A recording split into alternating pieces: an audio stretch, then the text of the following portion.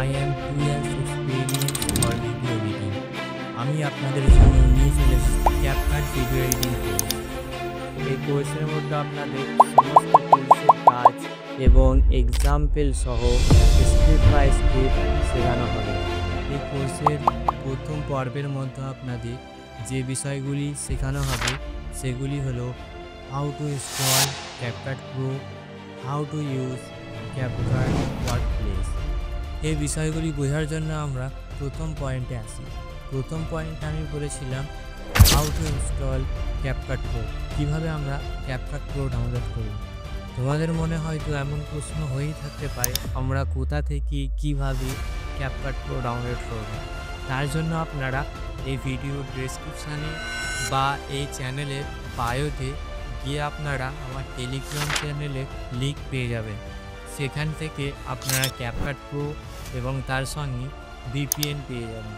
আর হ্যাঁ, VPN use করা খুবই জরুরি, কেননা আমাদের ইন্ডিয়ান সার্ভারের মধ্যে ক্যাপকাটকে ব্যান করা হয়েছে।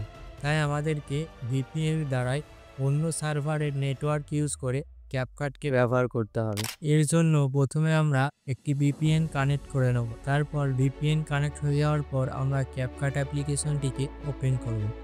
দেখুন তোমাদের স্ক্রিনের সামনে একটি ইন্টারফেস ওপেন হয়ে গেছে। এখানে কিছু টুলস রয়েছে যেগুলি ইউজ করে আমরা ভিডিও এডিটিং করতে পারি। তারপর এখানে নিচে প্রজেক্ট অপশান রয়েছে, আমরা যে প্রজেক্টগুলি এখানে তৈরি করেছি সেগুলি এখানে সেভ হয়ে থাকবে। তারপর আমরা নিউ প্রজেক্টে টাচ করে একটি ভিডিও ফুটেজ অ্যাড করে নেব যেটিকে আমরা এডিট করতে চাই। তারপরে এডিট অপশানে ভলিউম, অ্যানিমেশন, ইফেক্ট বিভিন্ন ধরনের টুলস রয়েছে যেগুলি ভিডিওটিকে এডিটিং করতে সাহায্য পেয়েছে। তারপরে আমরা চলে আসবো সাউন্ড অপশানে। এখানে সাউন্ডে দেখুন, এখানে আপনারা বিভিন্ন ধরনের এফেক্টস, মিউজিক অ্যাড করতে পারবেন।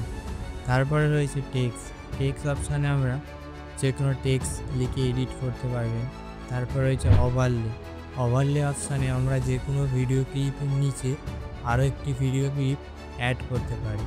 এই ভিডিওর মধ্যে আপনাদের আমি খালি ওভারভিউ একটি নলেজ দিচ্ছি। এর পরবর্তী যে ভিডিওগুলি আসবে তার মধ্যে আপনাদের 100% এক্সাম্পল সহ দেখানো হবে।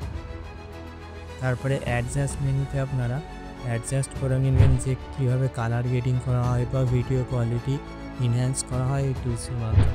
তারপরে আরও অপশান রয়েছে যেমন এসপেক্ট রেশিও।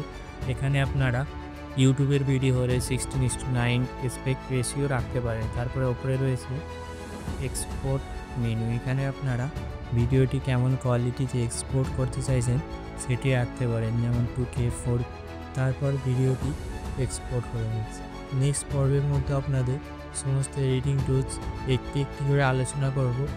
চলুন দেখা হবে পরবর্তী